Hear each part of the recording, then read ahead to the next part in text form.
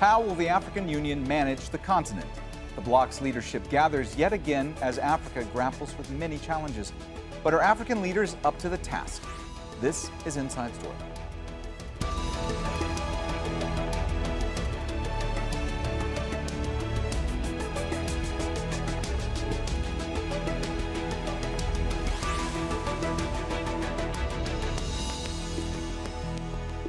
Hello and welcome to the program. I'm Mohammed Jamjoom. Leaders from 55 African nations are meeting in Ethiopia for the annual African Union Summit. This year is different than others. The Russian foreign minister toured the continent last week as the Wagner Group's involvement in some of the continent's conflicts is increasing. All this comes as France's influence in West Africa is dwindling remarkably. Burkina Faso, Guinea, and Mali are lobbying to reinstate their countries to the African Union. They lost their seats following military coups. UN Secretary General Antonio Guterres is also joining the leaders in the capital, Addis Ababa, together with the European Council President Charles Michel. So what's on the agenda? Leaders will discuss widespread conflict in the Eastern Democratic Republic of Congo and insecurity in Mali, Burkina Faso, Guinea, and Sudan. Another major topic will be food security. Many people are going hungry in several regions, with Somalia close to famine. The group will also debate regional cooperation. Talks between Sudan and Ethiopia and Libya's stalled transition are among top concerns. On a broader level, governments will discuss a request for permanent African seats on the United Nations Security Council and the G20 group of major economies.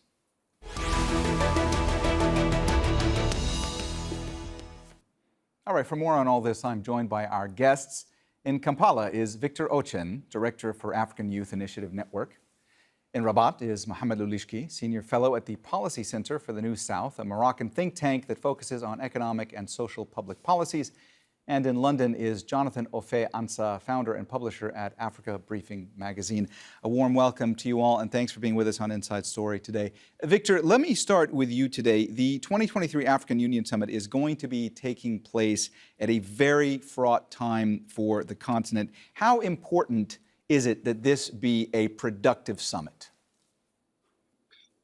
Thank you. I think the 2023 AU Summit is definitely coming at a point when there's so much global interest, the geostrategic significance of Africa, given the current global situation about the increasing tension between the superpowers and all that. But the question comes, what role, what will Africa play in terms of this global security, peace, and all this? What would be the most cohesive voice that African Union or African bloc can come forward and present? Of course, at the end of the day, you look at, there's been reason for need to consolidate the African position. They have always got these ambiguous policies around issues driven by state political fragility and identity-based politics that has been problematic. So I hope the African Union Summit this time will bring highlights on situation around the continent right now, which are of significance, most importantly, addressing the need to address the regional conflict. Yes. Right. Victor, let me follow up with you on a point that you were making there when it comes to the competition between the global superpowers right now and the role Africa is playing, because you've had Russian Foreign Minister Sergei Lavrov, you've had the new Chinese Foreign Minister, you've had the U.S. Treasury Secretary, all have embarked on African tours within the past month. Russia, China, the U.S., they are all trying to expand their footprints in Africa right now. So how much geopolitical bargaining power does that give Africa at this moment? Yes, you did mention so well. You did mention those superpowers. You look at how United States has gone on to establish very strong strategic infrastructure for engagement in Africa through broad-reaching, diplomacy, development, and security issues. And also look at how European Union has made it a point that they want to consolidate its renewed commitment in the continent. China, another superpower, but also looking at the UK, the Russia, the India. All these are all delivering significant, development which are very important economic and security point of view. But now you look at how will Africa position itself? Will it reach a point where Africa will be forced to join different orders? Or the situation is quite opaque because we need to know. Everybody is saying, let's now look at how do we get our position, our standing quite clear in Africa. But then the force will come. What will Africa do? Are they going to be forced to pick sides on which one to go with, or they are going to say, as a continent, we have got our own history, we need our own agenda, we have our own ambition is to focus and build our, mainstream political, economic, and security point of this nature. I think Africa should not be a battleground, but we should look into how we seek and to secure a partnership that will help us strengthen peace and stability in the continent. Jonathan, I saw you nodding along to some of what Victor was saying there, so I'm going to give you a chance to jump in. But I also want to ask you, what are the priorities of this summit? And from your vantage point, what's expected to come out of it?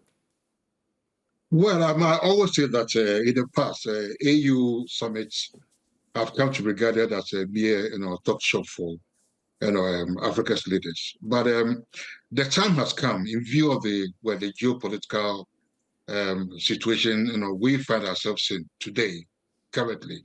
Victor mentioned, the visits by, the new Chinese foreign minister, recently by Sergei Lavrov from Russia, Janet Yellen, the U.S. Treasury Secretary, as well as the U.S. ambassador to the UN.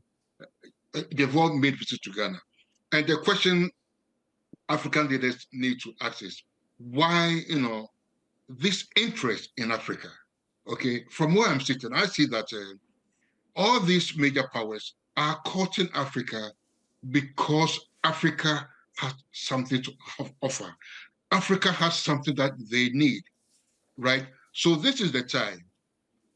Look, we have the European Union, we have the Asian countries, they're all strong economic blocks. We set up the Africa Continental Free Trade Area, okay, to facilitate, increase intra-African trade and all that. Yeah, but we need to look outside. Why these big powers are continents? We must know what we have, what we possess that they need, and know how to leverage it to the continent's advantage. So to me, this summit, should be all-encompassing. Talk about the security situation on the continent, talk about climate change, and talk about economy, how we can leverage our resources to our utmost advantage. Mohammed, African leaders are going to advocate for permanent seats for the continent on the UN Security Council. They also want to join the G20. What are the chances that these goals are achievable?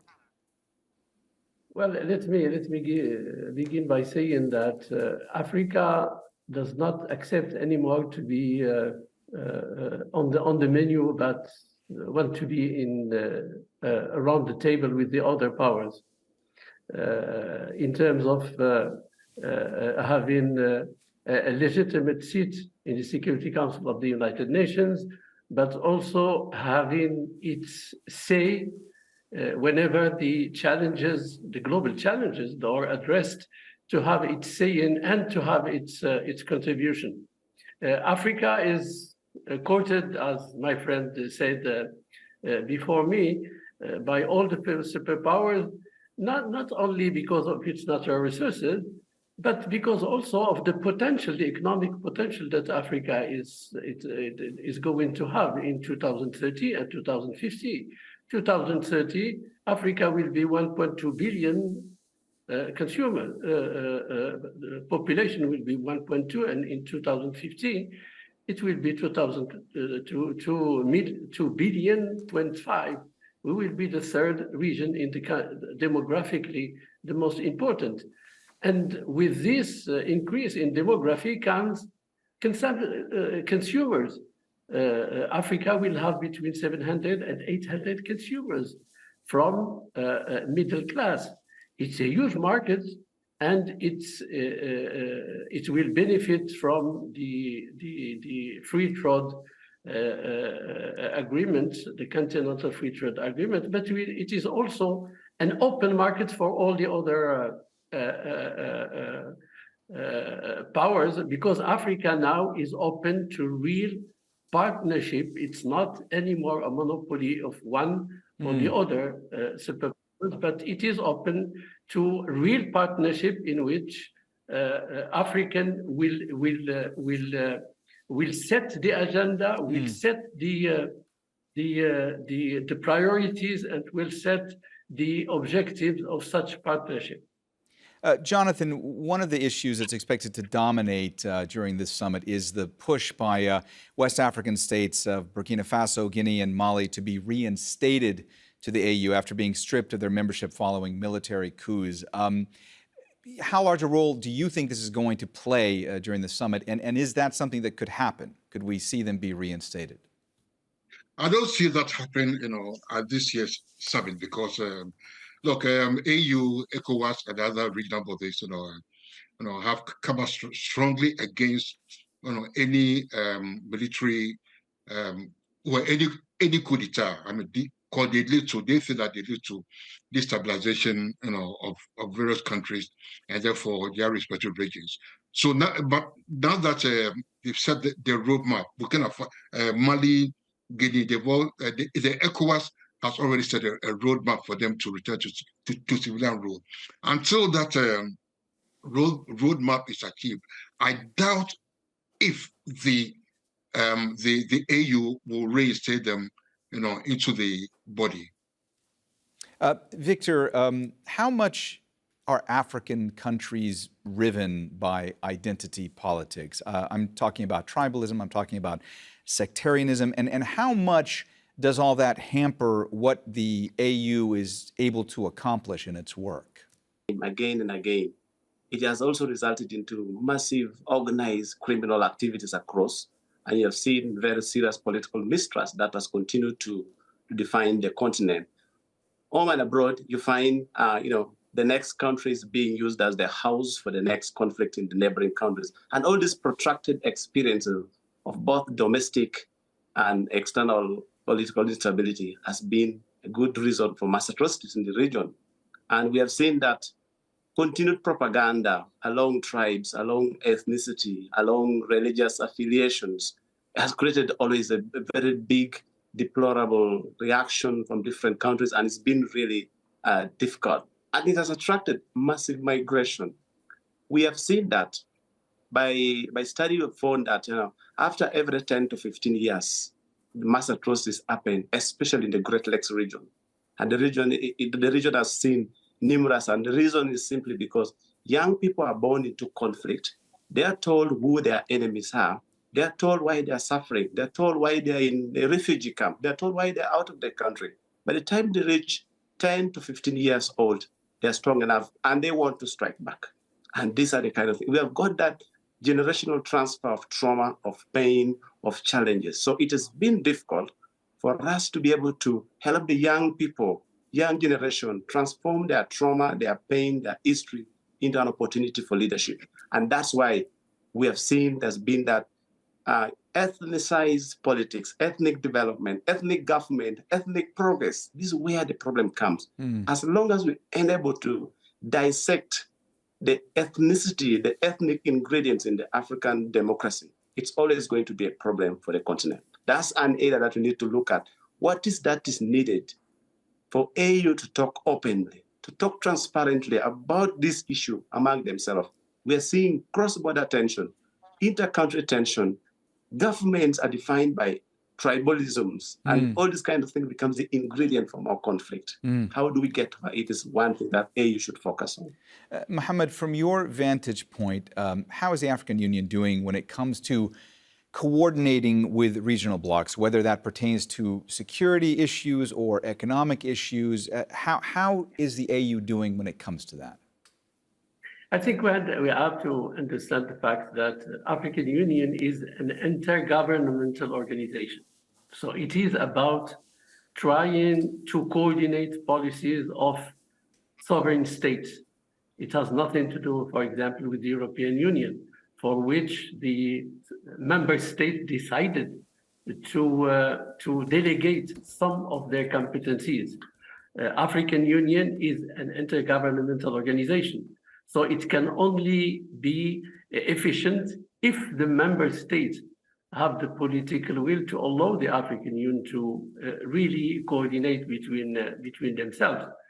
I think that compared to the OAU, the African Union managed to structure itself in an architecture dealing with peace and security that is beginning to yield some fruits and some results.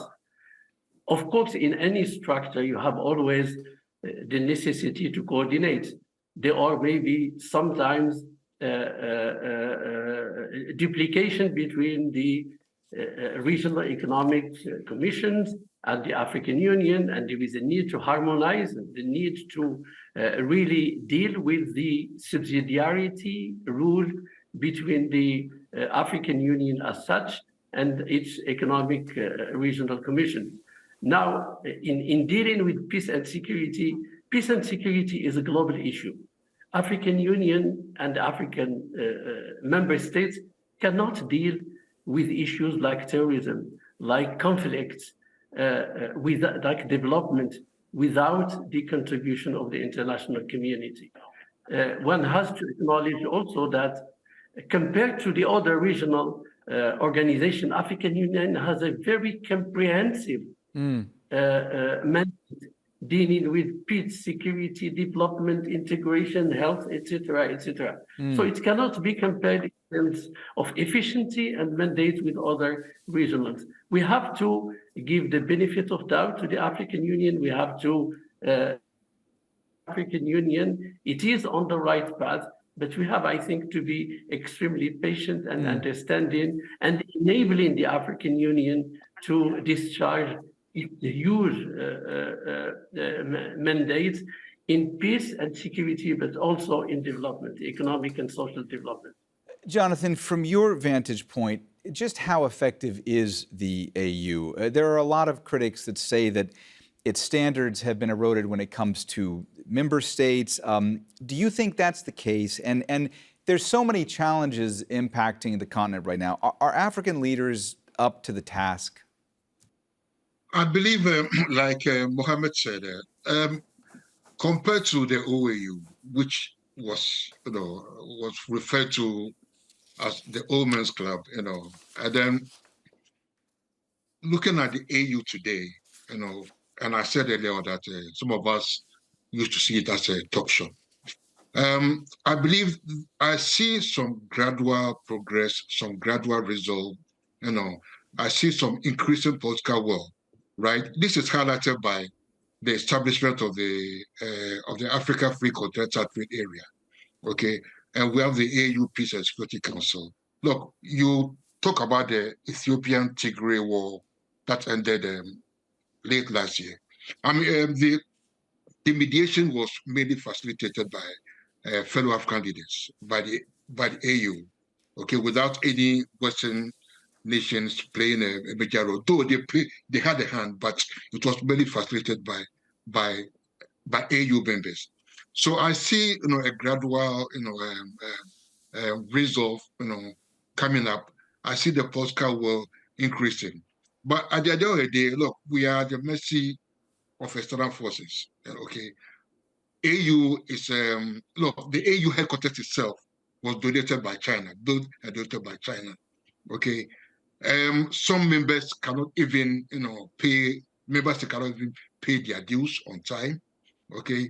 And even now, the EU is relying on, again, external funding, for its operations, okay? So, and the common proverb is, he who pays the piper, calls the tune.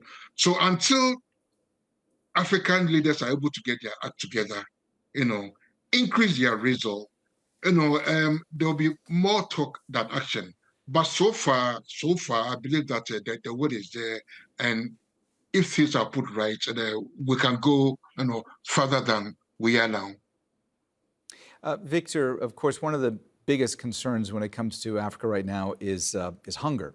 And so it's expected that, one of the biggest subjects of discussion during this summit is going to be the worsening hunger in several regions. Somalia is on the verge of famine. That's just one example. What are some of the concrete steps that can be taken to help this situation, to help improve this situation, to combat this? Yeah, about the hunger, let's actually pick from the Horn of Africa. I think two major issues to address would be one, to address the question of migration, the question of movement. People are moving from one part to another, and they're unable to produce at all. And if AU really wishes to address the causes of all these multiple crises, I think it's important that we need to address the question of what makes people to move. What are the reasons why people are moving from one place to another, unable to produce stuff? Of course, there are natural disasters, there are elements of natural disasters, the drought, we have diseases, we have floods, we have also, most importantly, inequality in the governance system that makes it very difficult for people to progress. But of course, the most important thing is also the climate change issues. The region is experiencing a very difficult time. You mentioned Somalia, you mentioned Ethiopia. Look at Kenya. We're seeing, the animals are drying to death. And I think it's very important to know that with the weather pattern and already, which is causing a massive food shortages in the region and severe impact on social infrastructure, we need to be able to, how do we navigate the question of climate crisis with the intent, address climate crisis with focus on food security, with focus on domestic livelihood. It comes down to policies. There's so much we need to invest. There's so much that we can do and we must do as a continent in order to be able to avert the looming hunger crisis. Otherwise, we are going to be all going in this kind of, we have massive opportunity, the demographic power, the young people. We have so much energy of young people. And to me, the energy is the right energy for progress. But how are we using it? How are we using the energy of those young people? We are forcing them to move away. We are forcing them to leave their communities which they're supposed to stay. We're seeing massive rural-urban migration. People are moving away from where they can produce to where they can come and stay in the slums, in the suburbs of the cities and urban settings. So if we can, it would be a challenge to our government to look at, to address the question of how can you attract people to the productive sectors of our society, in this case is agriculture. But also, how can you create an environment for young people to thrive? Make agriculture rewarding.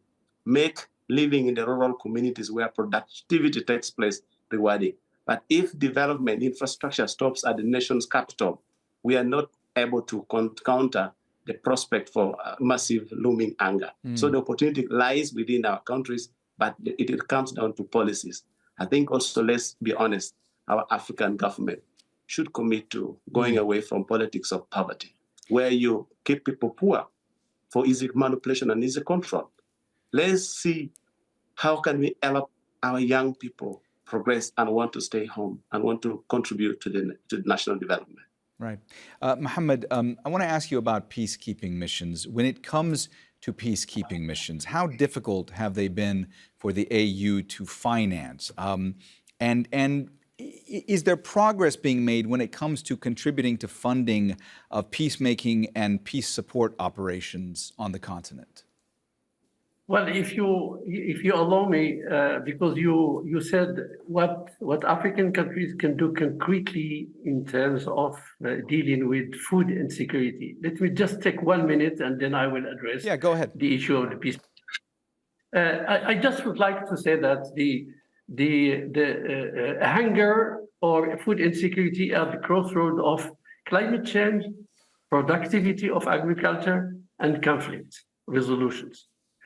There are some concrete initiatives that have been taken, for example, by Morocco with 14 or 15 other African countries in terms of promoting the productivity of the agriculture in these countries by using fertilizer, by analyzing the nature of soil.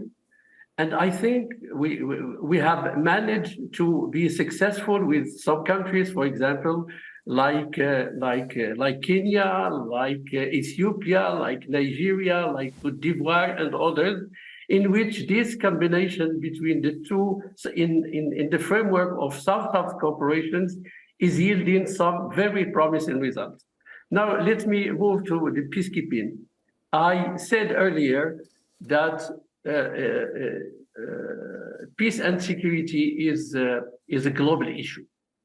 It concerns all the international community, not only the Africans. The fact that most of the peacekeeping operations are in Africa doesn't mean that Africa has by itself to deal with the issue.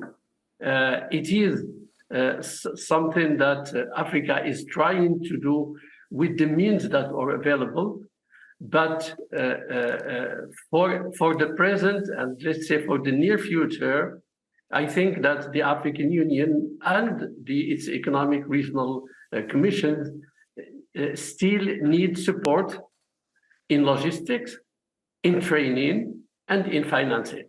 For the time being, about 75% of the budget is coming from outside of the African countries. And the implementation of 2% that was adopted after the report of President Kagame on the reform of the financing of the peacekeeping operation by the African Union is something that can enable the Africa to be more involved financially in dealing with its conflict. Yet, it is a responsibility of the international community. And it is a responsibility of the international community, especially now that conflicts are mixed with the challenge of terrorism and violent extremism. All right, well, we have run out of time, so we're going to have to leave our discussion there. Thanks so much to all of our guests, Victor Ochen, Mohammed Loulichki, and Jonathan Offei-Ansah. And thank you, too, for watching. You can see the program again anytime by visiting our website, aljazeera.com. And for further discussion, go to our Facebook page. That's facebook.com/AJ Inside Story. You can also join the conversation on Twitter. Our handle is @AJ Inside Story. From me, Mohammed Jamjoom, and the whole team here in Doha. Bye for now.